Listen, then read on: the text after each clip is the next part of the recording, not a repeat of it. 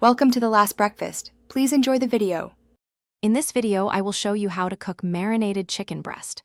First, select high-quality boneless, skinless chicken breasts, ideally around 6 ounces each for consistent cooking.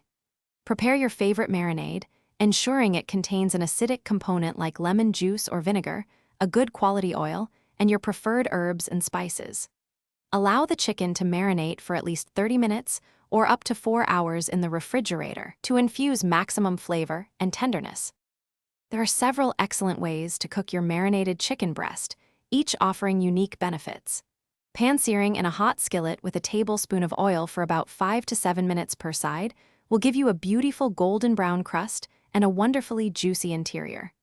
Grilling over medium-high heat for roughly 6 to 8 minutes per side provides a fantastic smoky flavor and appealing grill marks. Alternatively, baking at 375 degrees Fahrenheit for 20 to 25 minutes is a simple, hands-off option. The key to perfectly cooked chicken is reaching the correct internal temperature without overcooking.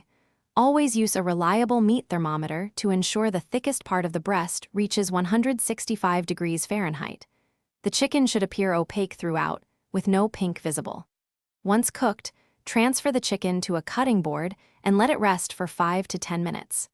This crucial step allows the juices to redistribute, resulting in a more tender and flavorful piece of meat. Now that your marinated chicken breast is perfectly cooked and rested, it's time to enjoy. For the most tender bites, slice the chicken against the grain into half-inch thick pieces. It pairs wonderfully with a crisp green salad, a side of roasted asparagus, or a fluffy bed of quinoa. A simple squeeze of fresh lemon juice or a drizzle of a light herb sauce can elevate the flavors even further.